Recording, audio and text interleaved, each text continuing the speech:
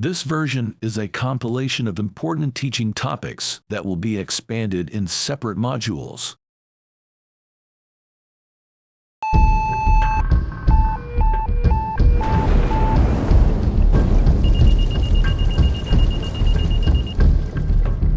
We all know the adrenaline and response that comes when the tones drop in the station. Everyone who's been in the station who rides the truck knows what that feels like. But have you ever really thought about what has happened before the tones have dropped? It might be the sound of a metal explosion as pieces of what was once a car rain down on a lonely highway, and as the frantic calls of the passersby begin to get out and recount the violent collision to 911, the hands of time are now ticking a lot faster for the young driver who's trapped.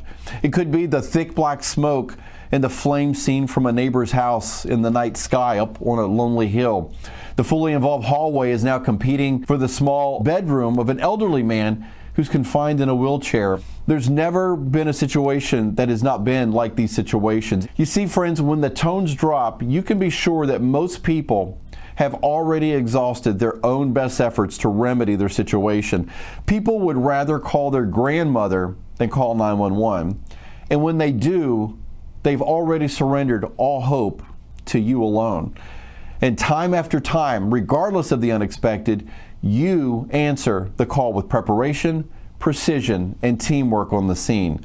The size of the incident has never mattered either. The biggest incident doesn't matter. More of you, America's heroic first responders, come and save the day, even with the challenges of immediately establishing command, addressing and assessing the situation in 360, implementing multiple companies and units and suppression tactics. One thing is certain. Everyone on the fire ground has a critical role to play in the outcome. Everyone knows their role and they take it very seriously. Everyone is actively and intentionally working together, laying aside differing views to achieve the singular goal of seeing that those in danger are safe and that their property loss is mitigated. Now, on the fire ground, it has always been about the united front of attack, and anything less, you know this, is unacceptable. And for your part, you're called to fight an otherwise overwhelming battle, an overwhelming foe if it was up to you alone. One that if it could, it would demand tragedy from you, fiercely fighting you for the demise of the weak, the injured, the vulnerable, and certainly for your own life as well. But when working as one, working united in mind and spirit and effort, most often we prevail together, right along next to every other first responder who had a job to do. And it was done regardless of company number, company patch, the crew, the age, the background. None of those things mattered on the fire ground. But all because the only way our community will ever survive, it's because we have given them the belief that they can completely depend on us for our intentional focus and our ability to bring the fight to the fire and not each other.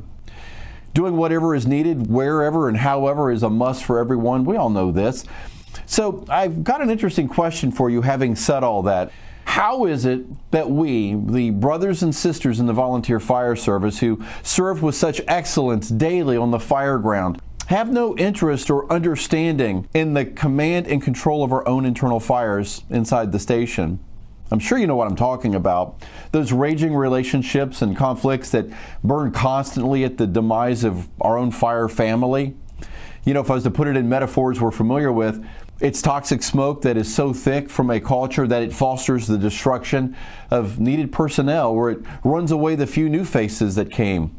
Or it's an environment that berates and ridicules new thinking rather than listening and mentoring and making better decisions and better directions happen.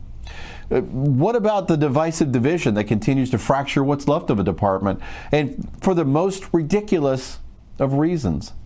And the most catastrophic threat to stations everywhere, in my opinion, it's the isolation and unwillingness that has otherwise good leaders hiding behind their brass titles, refusing to be visible, refusing to communicate with other leaders on their team, not being able to communicate and work with others, and just because there's friction.